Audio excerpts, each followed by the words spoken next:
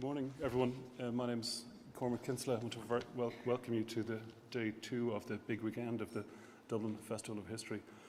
The Dublin Festival of History is funded by Dublin City Council and produced by Dublin City Libraries and the Dublin City Council Culture Company. This morning we're here to listen to Fin Dwyer, who's the Irish historian and creator of the popular Irish History podcast, which boasts millions of downloads and a global listenership. He's worked on projects for RTE, and his first book, Witches, Spies and Stockholm Syndrome, Life in Medieval Ireland, was published in 2013. But this morning he's here to talk about A Lethal Legacy, A History of Ireland in 18 Murders. And in this book, Fin charts 200 years of Irish history, opening up our past as never before by observing the grand societal changes of our times through the intimate lens of 18 murders and the lives and communities they altered forever. This morning we're also joined in conversation with David McCullagh, who's a journalist and presenter with RTE News and an author of A History of the First Inter-Party Government. He also has written a biography of John A. Costello and a 2-volume biography of Éamon de Valera, and also the great Irish politics book for kids and some adults. David and Fin are going to talk for about 40 minutes, and then there'll be plenty of time for questions afterwards, so please have them ready and don't have us waiting and getting nervous while there's no questions. There will be roving mics, and the one thing I'd ask is that before you ask your question, wait until you have the mic in your hand. So could you please give a great welcome now for Fin Dwyer and David McCullagh.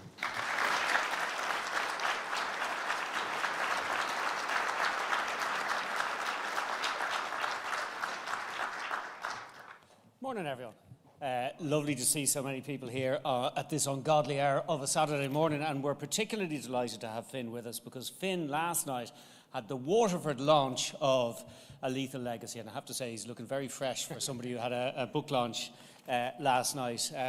As Cormac says, many of you will know Fin from the Irish History podcast, and this is his third book? Yep. Third book, yeah. So, Lethal Legacy, A History of Ireland in 18 Murders. Yep. Now, I've read the book, some of you may have read the book, so I know the answer to this question, but those of you who haven't read it, and I recommend that you do, why murders? Well, I suppose I'll start by saying it's not true crime, even though some place on the internet listed as that. I think murder is a very useful tool, I suppose, for the historian, in that it can often be a keyhole into a very specific moment in the past. I say this in the introduction, but like history kind of slows down in and around a murder. The people who fall victim to it and people accused of it, innocent or guilty, come under intense scrutiny. So things like their relationship between the victim and the accused or the perpetrator, then their relationships to broader society and the background to the murder for whatever reason. Now, some murders may not be that useful for the historian if it's a very petty dispute between two people, but the murders I selected in the book, in and of themselves, didn't change history, but they happen at very pivotal moments that, I suppose, reflect much broader changes. And they offered a chance, I suppose, to look at a very specific event and then flesh out from that these broader trends or events in our history. Now, you talk about details being illuminated, and crucially, of course, details are written down, whether in court records or in newspapers. Yeah. And even, I suppose, in the aftermath of some of the murders, like there's a murder that I talk about in the book that happened in Dungarvan, say, in 1846, I suppose in an early phase of the Great Hunger. But in the aftermath of that, we've got a series of letters from the magistrates of Dungarvan to Dublin Castle, where they're outlining the situation and the tensions in the town, but it's very much related to the murder of this man, Michael Fleming, or the same maybe in the case of the Shea family who were killed in 1821, to the backdrop of, I suppose, something that's often forgotten now, but the regular famine or starvation that was a feature of rural Irish life through most of the 19th century, really. But this murder takes place to the backdrop of that, and we get a great insight in the aftermath of the murder from the magistrates of South Tipperary as they write to Dublin Castle, outlining, say, for example, in that case, the problems they have investigating the murder because no one will help them, because the poor, even though it's a pretty harrowing case where 16 people are killed, the poor of South Tipperary, or certainly around Slieve-na-Mon, to one degree or another, feel that the people at the centre of that case brought it on themselves through evicting 3 poor labourers. And I suppose that in itself taps into a society that sometimes can seem alien to us today. Now, as you said, and you say this in the introduction, you just said it again, this is not true crime. No. And you're obviously not a huge fan of the genre, are you? It might be a guilty pleasure, but maybe from listening to it, I can see all the problems with it. I'm going to say, I do actually listen to true crime podcasts, but I think they can actually be quite distracting from understanding society at the time. For example, if you listen to true crime podcasts, which I'm going to say probably a lot of people out there do, even if they say they don't, you get the impression that society is just full of serial killers and murderers. And if that was all that was left for future historians, they would think that we live in a very frightful time. I think true crime is a genre. And even if you look back, say, the way it often portrays the past is deeply problematic. I suppose the most notorious case we can think about that is like the depiction of the Jack the Ripper murders in London in the 1880s or whatever, and the depiction of London in those murders is very distorted, the way it depicts women, in particular the true crime genre. So I definitely wanted to stay away from that, and I suppose the book is more about the context of the murders than obviously I go through the cases themselves, but it's much more about what's happening around them than just the isolated case. And I mean, you're not being prurient, you're not going into details that don't need to be gone into in particular, because there are ethical issues about this as well, isn't there? For sure. Like if you're talking about a murder that happened 200 years ago, maybe there's not as many, you're not concerned that there's direct relatives, but certainly the cases that take place in the later chapters of the book, from the 1960s or 50s forward, there are obviously people alive who knew those people, who were related to them, and at that point you're really cognizant, like what am I really adding by putting in details that may have been covered in the press like 50 years ago, but those families wanted to forget them for a very good reason, and I don't think they add anything to the historical record in terms of understand what they tell us about society at a given time. Okay, well, we're going to talk a bit about exactly that in a moment, but just before we move on, it's something you address in the introduction. How do you define murder? What is a murder and what isn't a murder? Yeah, I suppose if you're going to look at history through 18 murders, you have to come up with some mechanism of defining what a murder is. And one thing I think that's very important in terms of Irish history in particular is, and maybe it's something that has been teased out in particular in the last 10 years through the decade of centenaries, is the difference though between a murder and I suppose a combat-related death or a killing. People killed by, people killed in conflict, I suppose, if they were a member of a military organisation, be it the British Army or the IRA or any other military organisation. I didn't want to include those. I wanted to include, I suppose, what we would term civilian deaths, because they in themselves, I suppose, it was a way, though, largely to define. I didn't want to muddy those waters, because I think it is problematic if we try, if we label everything as the same. I don't think murders. I think murder or death rather, violent deaths are different and they happen in different contexts. And I think that distinction was important. Okay, because for instance, you include the assassination of Sir Michael Dwyer by Éamon Singh. Now, some people might argue that that's assassination rather than murder. So it's a tricky one. Yeah. I would argue in that specific case, Éamon Singh wasn't a member of a military organisation, and Michael Dwyer, by that point, you could argue, I suppose, earlier in his career, given his status in India.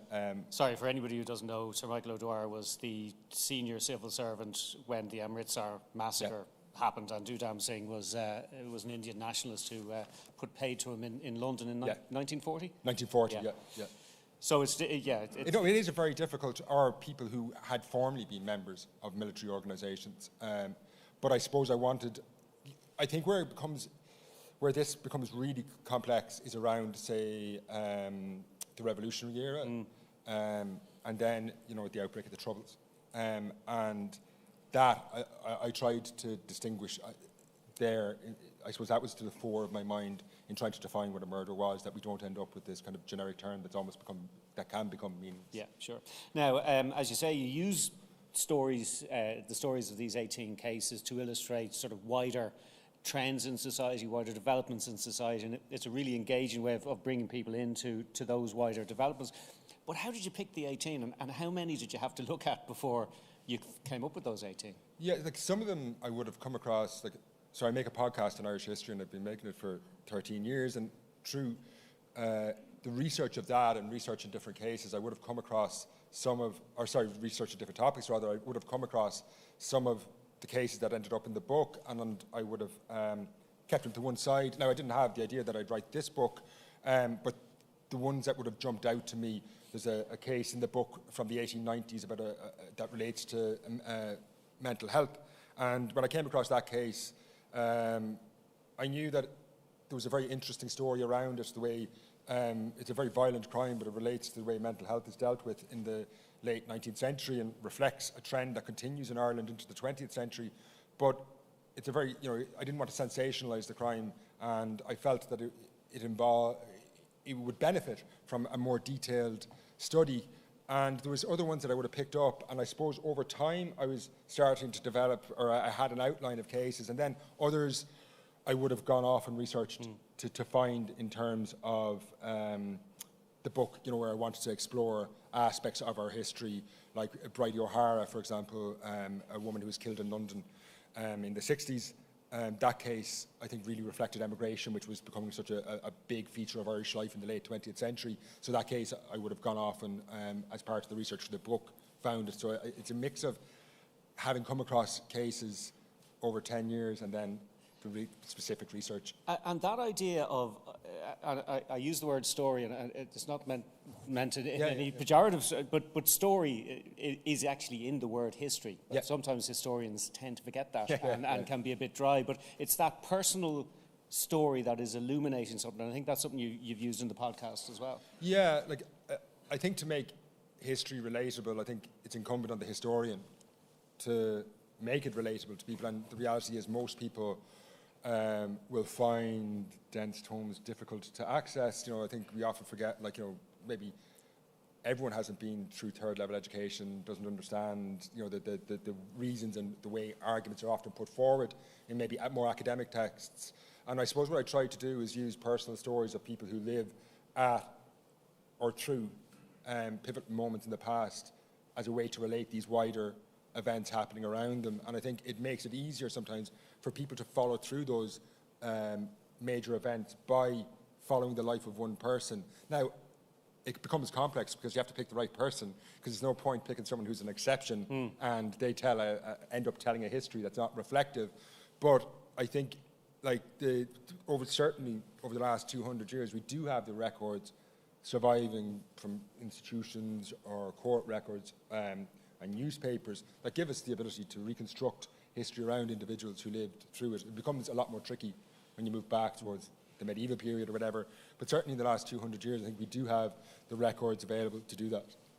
One of the things that struck me reading the book, and particularly the first half of the book, is the centrality of the famine as a kind of a watershed, a defining moment, and I think that's something that you found through the podcast as well is really important, particularly overseas. Yeah,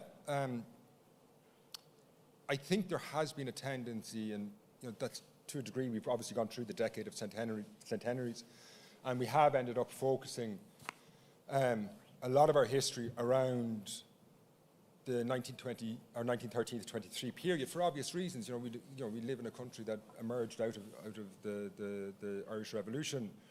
But in the grand sweep, I think the Great Hunger of the 1840s is actually a more pivotal event in terms of it sets the stage for an awful lot of Irish history that follows on from it. And I'm not just talking about numbers. I think we often just strip down the Great Hunger to, 1 million dead and 1 million fled. And that is significant. But, Halpin says it in the foreword, I think, to the dead of the Irish Revolution, that numbers don't always reflect how an event can, the impact it can leave on a population. And that's very true.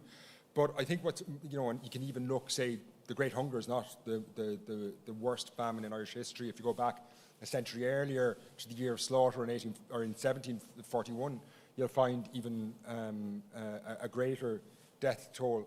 But what happens in the Great Hunger of the 1840s is that the country socially, economically and politically is remade in a way that doesn't happen in the 1920s, or certainly in the immediacy.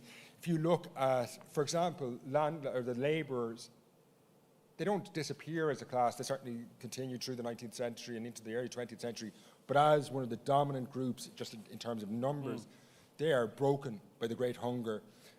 We can see, huge changes happening in terms of farm size, and these are not just farm size is not just an agricultural statistic. It has a huge bearing on the people who live on those farms in the later 19th century. There's I suppose a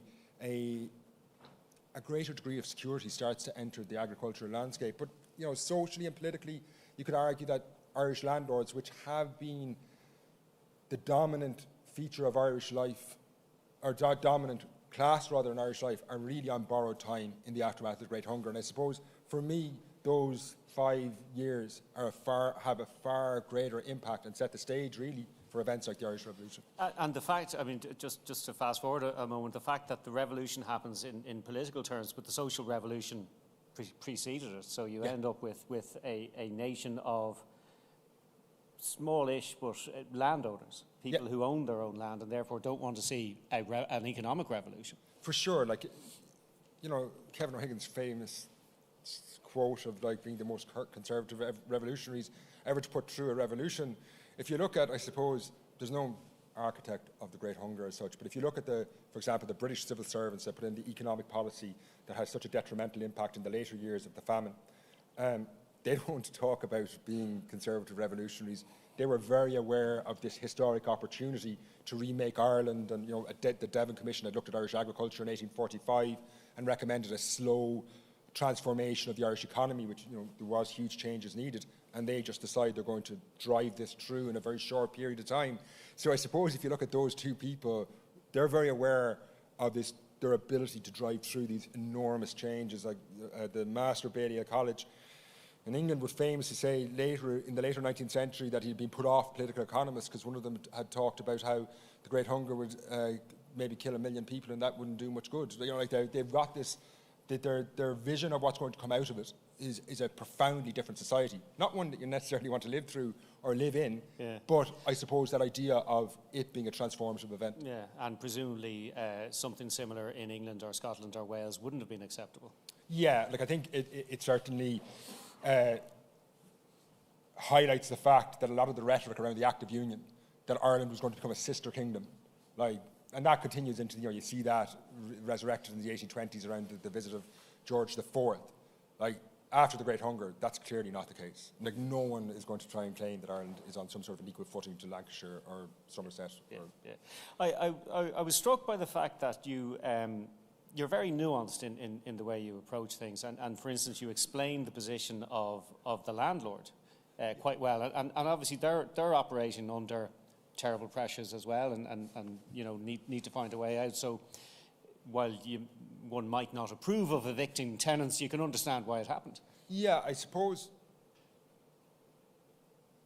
from a historian's point of view, saying, applying a moral standards going, they're good or bad, people don't really, and we see it today ourselves, people don't act out of kind of goodness or certainly badness. I think there's very few people out there who set out to be bad people. They generally set out to achieve the aims of them or a wider group of people that they see sharing their aims.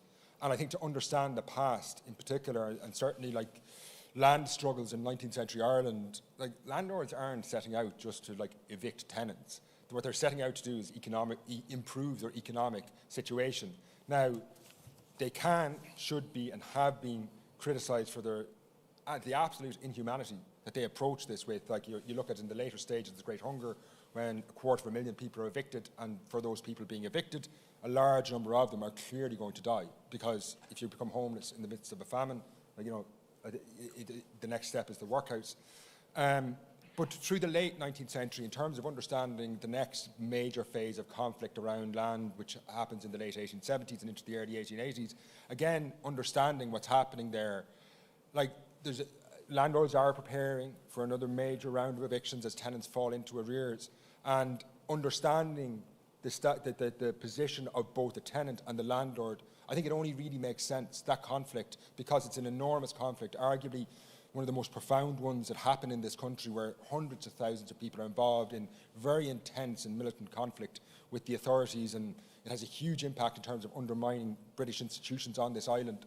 But trying to depict that as a bunch of evil landlords that sit around swilling champagne, burning peasants on the fire, it doesn't really tell us very much, you know. Now, you mentioned the land war of the 1870s and 1880s, and there's one case, chapter 6, I think it is, James Connors, who's an individual who picks a side, and arguably the result for him shows he picked the wrong side. Tell us a bit about him. Yeah, James Connors, and I suppose I come back to it an awful lot, just in terms of his life. He was a survivor of the Great Hunger. He had been born in the 1820s, and he lived through the 1850s and the 1860s, obviously a time of relatively rapid economic recovery in Ireland, something that we don't think about. And he marries then in the 1850s or 60s to a much younger woman, relatively common, and they have a family, and there's no evidence that James Connors is in any way, there's no evidence that there's any conflict within his community. They live on the Dunsandle estate in South Galway, but in the 1880s, from 1879 onwards, that increasingly becomes a point of conflict in the land war. Tenants on the estate are engaged in a intense struggle with the landlord there, and a lot of people are losing a lot, are risking a lot. They're not paying rents, which obviously risks eviction, and that does happen. There's people who end up in prison, like an awful lot of people from South Galway. It has the highest percentage of people who are imprisoned during the land war end up in prison. But James Connors' wife, Julia, falls pregnant. And while we don't know that, it's certainly around their fifth child, is it? Yes, yeah. So it's around this time he makes a decision to essentially turn on his community, and he becomes a bog ranger that gives him a bit of land for the local landlord. Now, he does this after another member of the community has relinquished this job because he's under pressure from a boycott. So what James Connors there is doing is he's really turning on his own. They've been mounting this campaign against the landlord, and he then helps the landlord essentially. But I think in terms of understanding what James Connors does, it's very important. Now this, like the title of the book is 18 Murders. I shouldn't have to look at it there. I'm not giving anything away to say that James Connors was shot dead by his neighbours not long after this. But I think in that chapter I tried to tease out, though, everyone makes these decisions. We often talk, and there's hundreds of thousands of people involved in the land war, thousands of evictions, a huge social movement. But within that, there's people making decisions all the time. And for James Connors and the decision he makes, and we might go, that's an understandable decision to make because he has to provide for his family. One of his neighbours ends up in prison, and he's got two elderly parents who have no one to look after them. So, it's all these decisions being made. Now, as you say, James Connors chooses badly and ends up dying. And actually, interestingly, at the time, his funeral is boycotted in a pretty... It gives us a great insight. His funeral gives us a great insight into Irish life in the 1880s, where the stakes are so high that people boycott the funeral, won't help his widow bring in the harvest, even though she goes into labour around this time. And then, interestingly, she lives in that community for 20 years. And I often wonder, she lives through there in that community right up into the early 20th century. And what did they talk about? Or did they talk? Yeah, you killed my husband, well, you imprisoned my son. It's...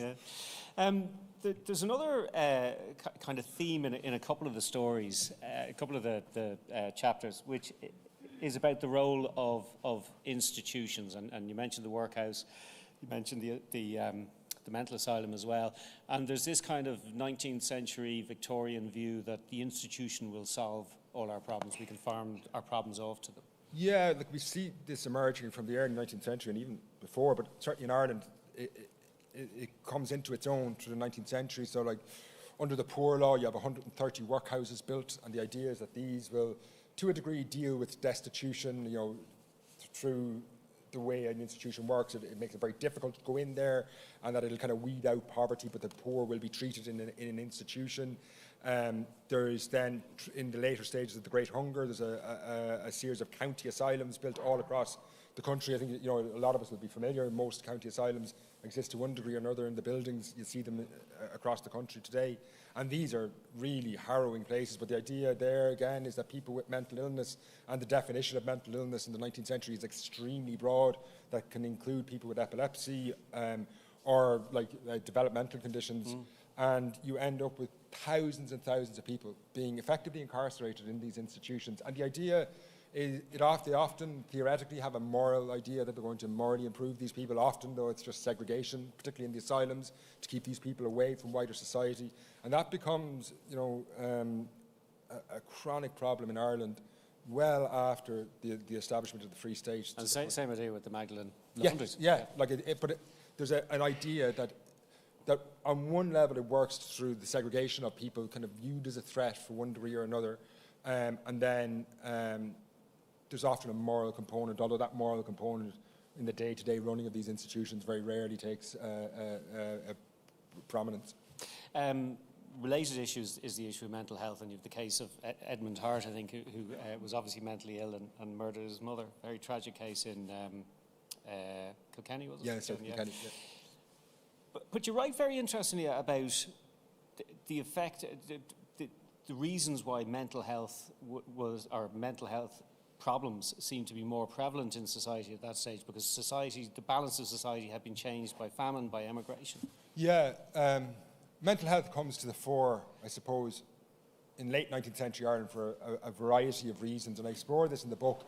But one of the things is that people are taking a greater interest in it. So they're deeming huge numbers of people to be mentally ill when a lot of them aren't.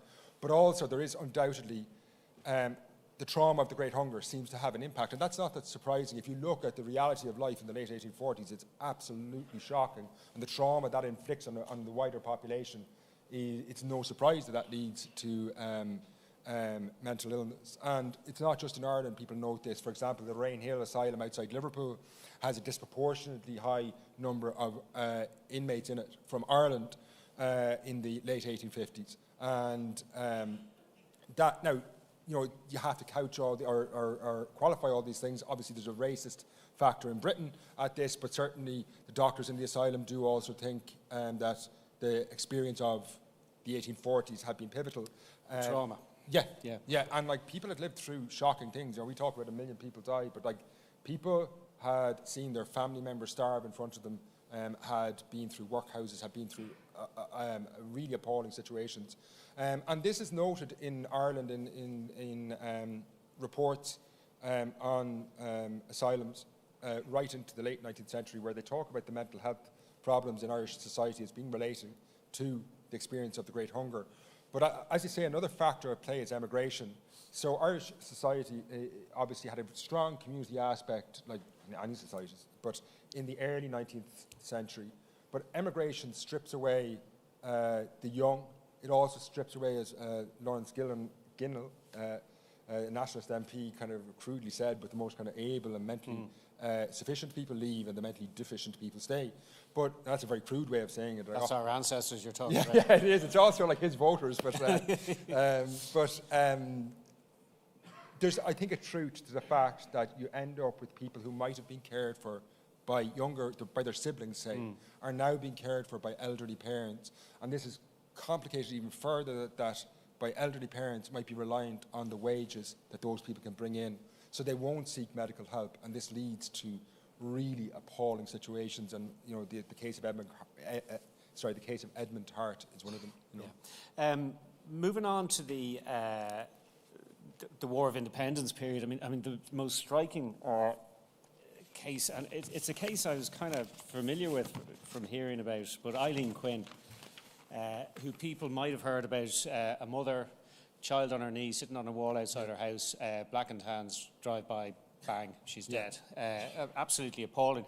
But what you do in the book, and I've never read much about her actually, just apart from those bare facts, is you look at her life and you give her back her story in a way, because she has an interesting, not particularly unusual, but an interesting life. Yeah, and I suppose as well, I tried to explore some of the tensions. I suppose there's a way of looking at the War of Independence.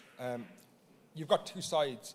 Obviously, there's a Republican movement emerged with an extremely capable leadership in the 1910s. But on the other side, you've got a administration in Dublin that I think is described by the British civil service as woodenly stupid. Like, they seem to approach every situation and take the worst option. Like, they're led by Lord John French, who believes he's got some insight into Irish understanding from his ancestry. It's kind of like the worst person going in to deal with the situation. But in terms of Eileen Quinn, the reason I bring this up is because she was a case, I think, in East or South Galway. There was a situation where she was from where they could have exploited tensions in that community, the British authorities in Ireland, to their own benefit. Like the Quinns, like they had been a family. She married Malachy Quinn, and they were a family that I suppose were on the up and up to a degree. They were renting. They had a farm of 60 acres. They were renting a further 60 acres. They had, to a degree, they were one of the people who benefited in the aftermath of the Great Hunger and the land struggles that followed it. At the same time, there's huge tension in South Galway from landless labourers who want land because the big estates are being broken up at this point and there's land going, and they don't want this land being handed over to whether ranchers and graziers who are just going to put cattle on the land. They say, well, why can't I have 15, 20 acres and to farm? And rather than looking at someone like the Quinns and going, well, look, we can protect your interests in this situation, because it's often forgotten there's a lot of land occupation happening at this time out in the West as well. So there is huge tension between big farmers and landless labourers. What they do, though, is, as you talk, the Black and Tans drive down the road, shoot Eileen Quinn, killing her, and like her death is one of the most awful, I think, in terms of, like when I was putting the book together, her death is it really has a huge impact on that community.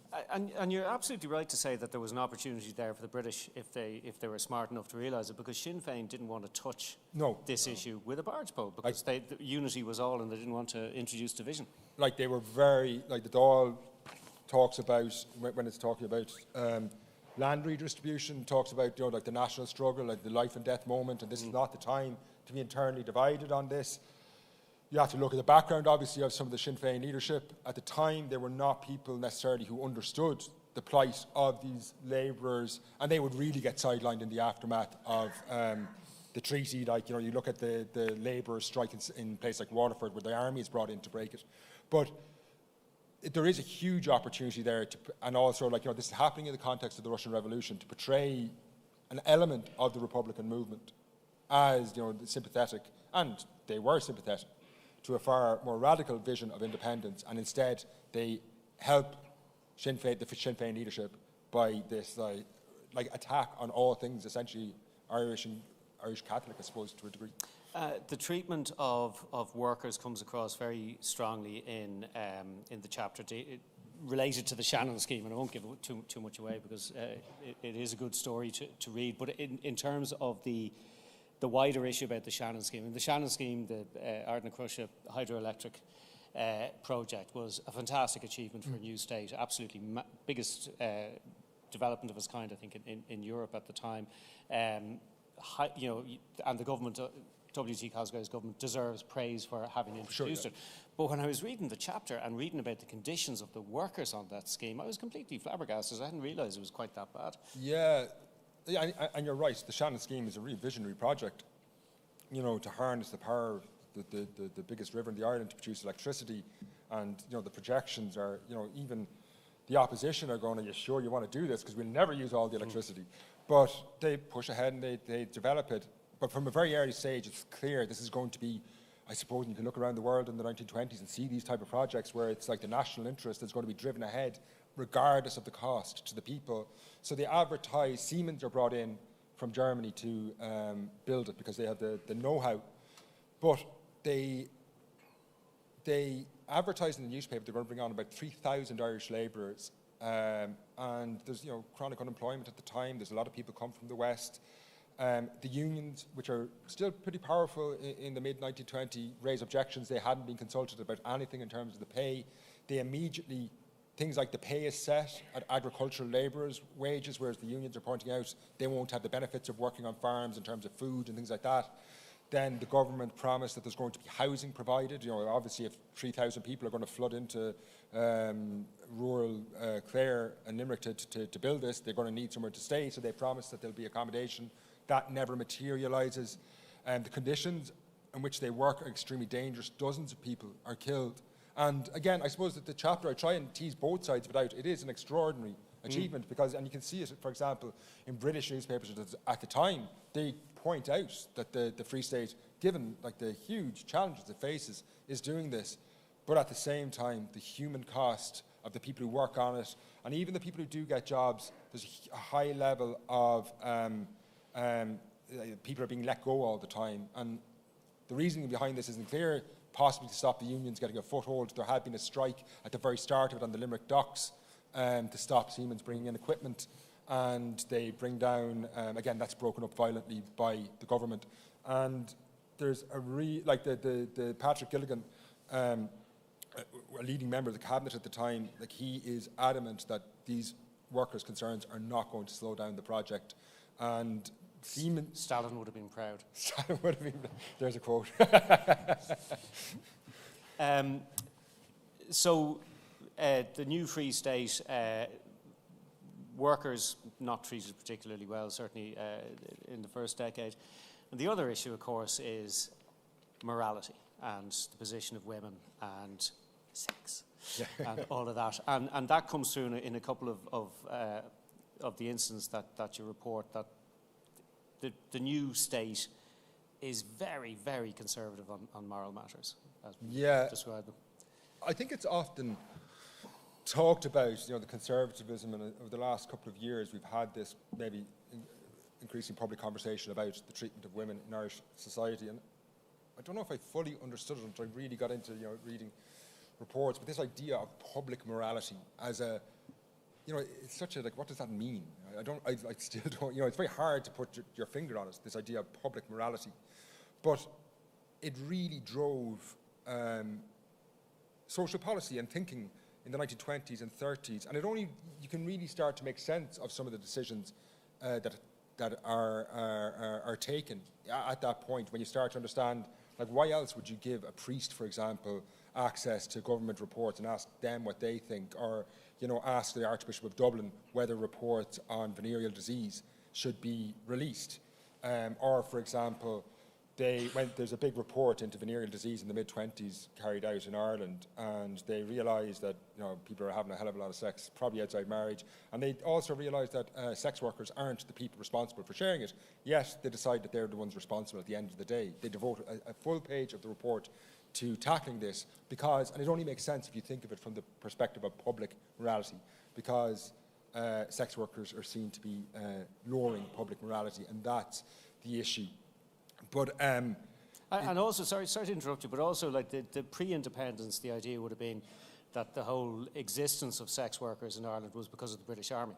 And once the British Army were gone, there'd be no demand, surely. It did, and it shocked them at the time, because there's the report produces like a map of Ireland, and it's very clear from the map of Ireland of the cases where there's venereal disease by the mid-1920s that this doesn't, you can't blame. It's happening across society, in quite small villages and things like that.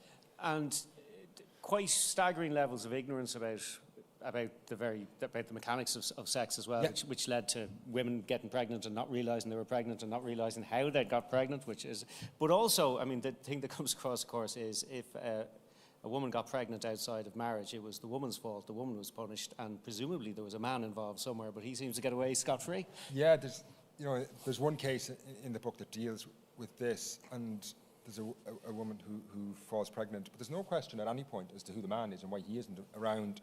I'm just researching a separate podcast at the moment about racism in Britain in the 1930s, but I just came across a reference in an article by Lindsay Byrne about a charity that were kind of working in the port of Liverpool, tackled the trafficking of women and children at the time, but it's dealing with pregnant women coming from Ireland, single pregnant women coming from Ireland in the late 1920s, I think it's 1929. They have 972 cases, I think, in total in the port of Liverpool in that year, and 940 of them have come from Ireland. And that gives you the scale. Like, that's nearly 1,000 people. I think we've all heard now the phrase "take the boat." Yeah. But you're talking about a country with a pretty small, the population. That's coming from the Free State, and I think that starts to get across the scale of this, and it makes sense. Like, people are obviously having sex outside marriage, but there's lack of ignorance of that generation who are really who live their entire lives in the Free State. And in that case in the book, I quote from a report in the 1940s by a social worker, Evelyn Carroll, who talks about women who commit infanticide. And, you know, she talks in that about women. It often happens to women working in big houses.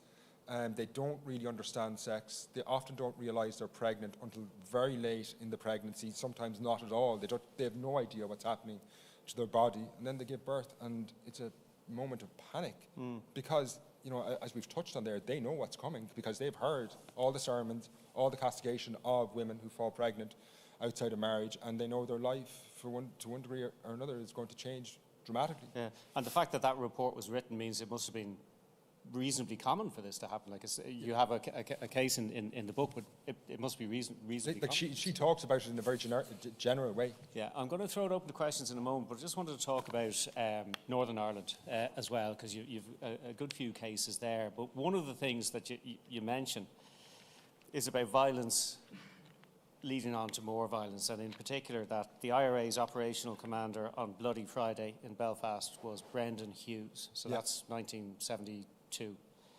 His great-uncle, Owen Hughes, had been murdered in a sectarian incident in the 1920s. So his great-uncle is murdered. He then takes the path he does, and the cycle goes on. And also you mentioned that one of the victims of Bloody Friday was a neighbour of David Irvine, who went on to join the UVF. So violence begets violence? Yeah, I came across Brendan Hughes' reference to that. That's how I came across the case of Owen Hughes. Brendan Hughes and David Irvine were interviewed for the Boston College project, and then the book was released, Voices from the Grave. But in that, Brendan Hughes is talking about, you know, his involvement in republicanism, and he's got some family background in the 20s and 30s. And then he references his great-uncle Owen, who was killed in Belfast in 1922. And it always interested me. And it was one of the cases I'd kind of noted down that I wanted to look at more. And again, that case of the Hughes family in Belfast, or, you know, one of the huge numbers of people. It's often forgotten that Belfast at the turn of the 20th century was the de facto Irish capital. It was like far outstripping Dublin, and it had an industrial heartland. It really looked like it was going to power ahead and become a major industrial. It was the fastest growing industrial region anywhere in the UK at the time. And then, obviously, you know, the reasons for Belfast's decline can't just be put onto the Troubles or partition. It's obviously industrial decline in general. But the Hughes family are one of the families that move in. You know, they had been working kind of in the hinterland, and they move in, and they have a big family, and you can see that they actually do relatively well. They eventually move off the falls and into the closer to the city centre, and then the family are caught up. They are to a degree then vulnerable at the outbreak of the horrific. And I think another thing where we have celebrated the decade of centenaries, I'm not sure we've really gotten across the sheer levels of violence in Belfast after the summer of 1920. It's staggering, and the nature of the way people are being killed. And there, I suppose, Catholics now living in a largely Protestant area, they're very vulnerable. One of the sons, Patrick, is actually shot, but he survives. And then Owen is just travelling on a bus beside his brother, a notorious loyalist. Gunman gets onto the bus, asks people their religion. The first person he asks is a Protestant, continues on, goes upstairs, asks Owen Hughes his religion. He says Catholic, and just shoots him in the head. Gets off, says that's one of them. And then the tram, one of the really harrowing things in a newspaper report afterwards, the tram continued up the street with his brother sitting beside him, and obviously Owen Hughes was dead. But you can see how that would have had a profound impact, and it echoes down 5 decades to Brendan Hughes.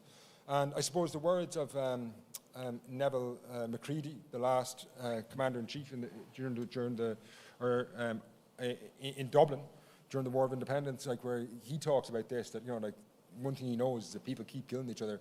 This is going to be harder to settle, and you can see that, like from the air, you know, and it's a very difficult thing to pick apart though, because you can see people's motivations of going, I've been personally wronged, and, you know, I also talk about the terrible inequality in Belfast and across the north that Catholics and nationalists faced, and it's a very difficult thing as we look back and try and pick apart. It was just, ironically, the ghost of Neville Macready kind of comes back with those words of like that, you know, that he can see it happening, that if they don't stop, they're not going to settle this thing in Ireland, and it's going nowhere good. Yeah, I think it is an undeniable fact that the higher the casualty list it is, attention builds up, and you don't want to say that history is inevitable after that point, but it certainly... It certainly gave it a shove in a particular direction. Yeah. Are there any questions out there? I'm conscious that I'm hogging the conversation. There's a gentleman up here. Yeah, he's just at the very front row.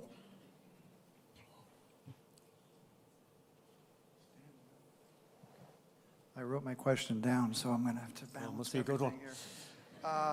The discussion touched on it, but can you go a bit deeper into the title of the book? Legacy can be meant as a synonym for heritage. And can you speak to how the themes raised in the book and the 18 murders manifest themselves in Irish society today?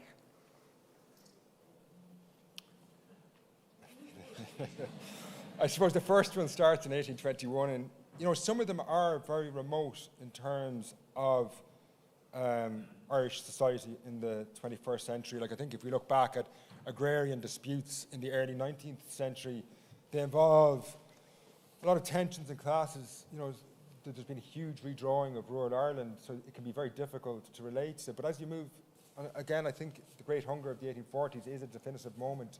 And as we move past that, you do start to certainly see tensions. For example, in the aftermath of the Great Hunger, cattle start to replace people in rural Ireland. And if you want to talk about, the conversation we have about the national herd, like, you can trace that back to in the aftermath of the Great Hunger and the creation of big. Now, this had been, it's not to say it started in 1849 or 50, it had been a trend emerging, but it accelerates dramatically. So I suppose you can look at, aspects of Irish society, and I think in terms of understanding parts of rural Ireland, it is definitely the case that if you look at the late 19th century, you can see features.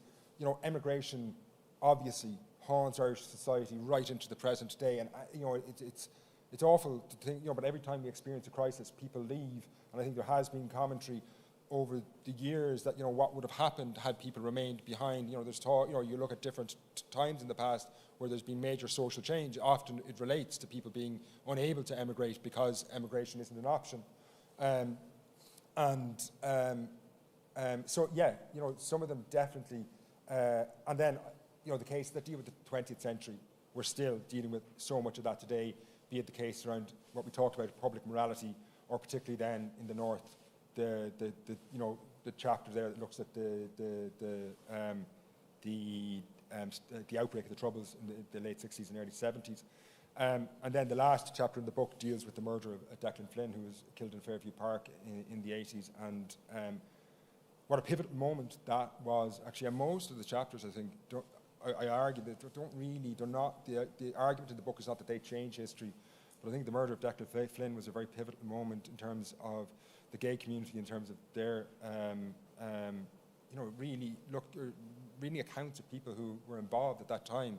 It was, it's either like literally, be stalked in the streets or take a stand. And, particularly that case, when I was researching it, I was really shocked at the level of murder of gay people in Dublin.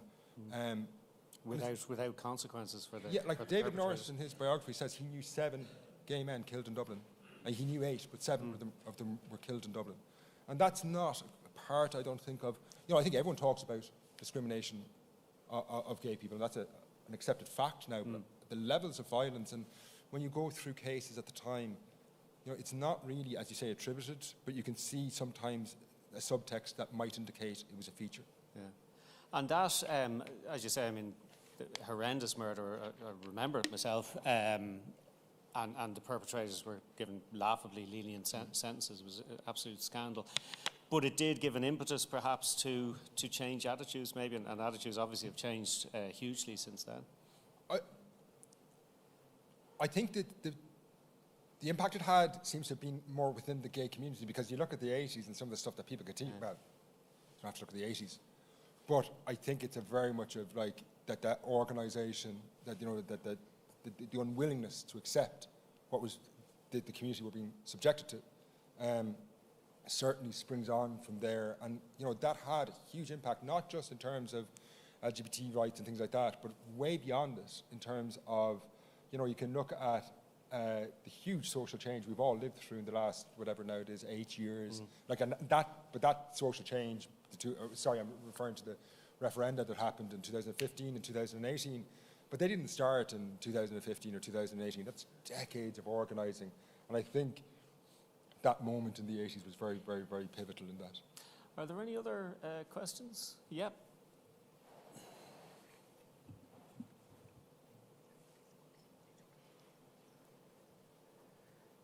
Hi, that's brilliant. So far, it's brilliant. Finn, I just had a quick question regarding the asylums in Ireland.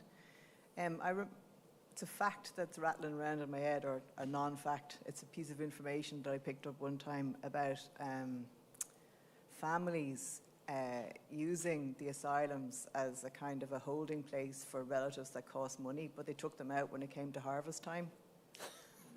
No, I'm not being funny. It wasn't a joke. That there was a substantial amount of inmates in the asylums who were put in there for economic reasons by families. And also the whole population of asylum, people within asylums, was quite enormous in Ireland. I mean, an unreal level of supposed insanity. And I'm wondering, was there much insanity at all? That's my question. Thank you. Thank you. So by the late 50s, Ireland has the highest rate of incarceration in asylums anywhere in the world, and there's different statistics, like 1 in 133 people, but then if you factor in the other largely adults, it drops even lower. That's out of the whole population are in asylums. It's really extraordinary. Because you're talking about a country, this is the Free State, that has a population that's below 3 million. The reasons why people go in there are multifold. Like, for example, I've got epilepsy. I could have ended up in an asylum. It's often the unwanted. And that's...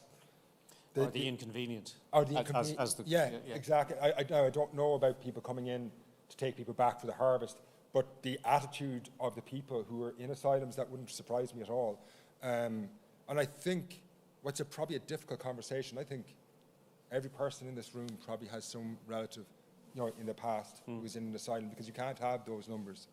And they are, there's obviously a layer of people, like the person who, the chapter in the book that deals with this is a very unwell person who probably needed to, who definitely needed to be in an asylum.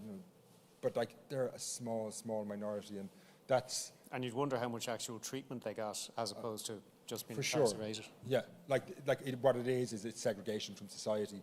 But the other people who end up there, I remember having a conversation with a doctor who trained in the 80s who was in an asylum who met a woman who couldn't speak, and he looked at the case notes and realised that her family had come from the West when the Gaeltachts had been set up around Ireland in the 30s, and all her family except her had been killed in the fire, and he assumed actually the problem was she couldn't speak English, that she had moved. Good. Her family, and he didn't know, but he said he used to leave on Radio na Gaeltachta at the time, in the hope that it didn't have any impact, if you've spent what would have been then 5 decades in an asylum.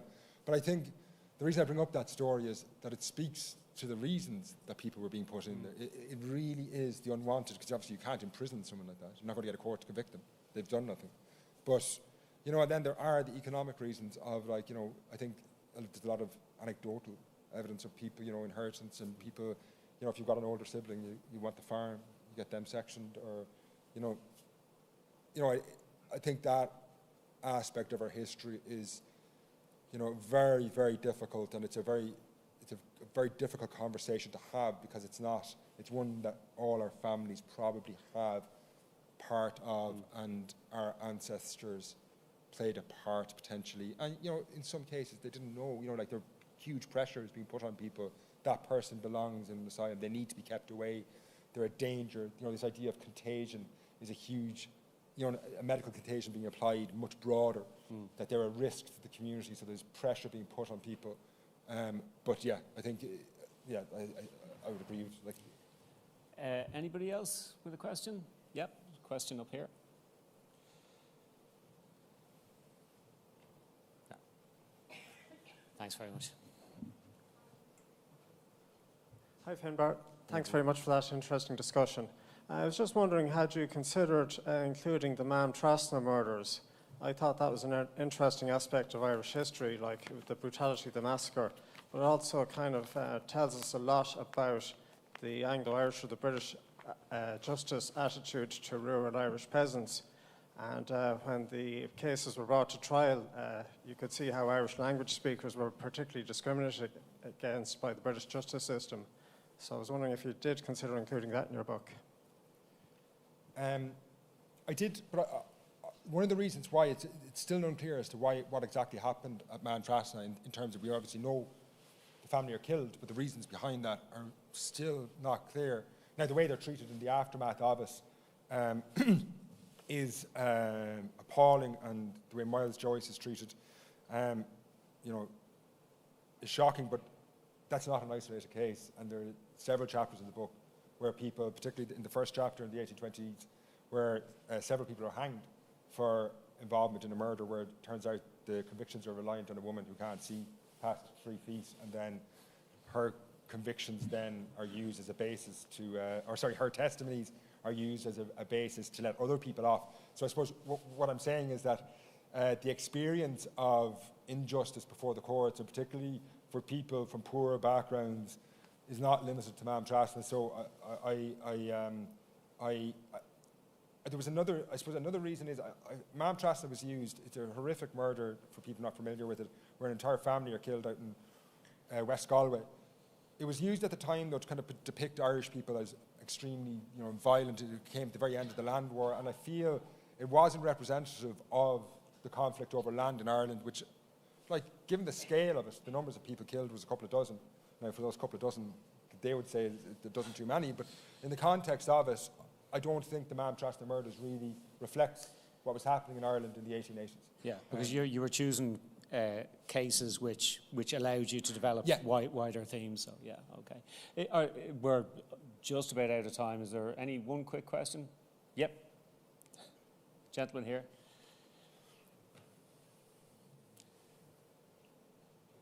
"30 seconds or less, or I'll get in trouble." Hi, Finn. No, it's a quick question in relation to Molly Kilmartin.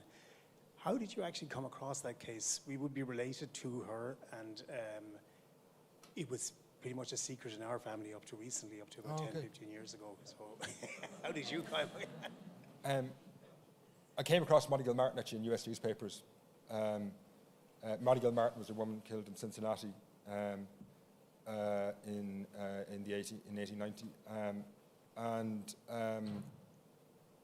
I came across her case in US newspapers, actually. To be honest, I stumbled across it by accident 4 or 5 years ago. And I had made a podcast about it, but when I was researching the book, it gave me an opportunity to go back and maybe look more about it. And it's a fascinating story, actually, a really, really interesting story, and very well told, and it's one of 18 in the book. A Lethal Legacy, A History of Ireland in 18 Murders. I really enjoyed the book. I really enjoyed talking to you, as I hope you have enjoyed our chat. And Finn, I think, could be persuaded to sign copies of the book outside if anybody is interested in that. But I just want to thank him, and I want to thank you for your attention. Thanks very much.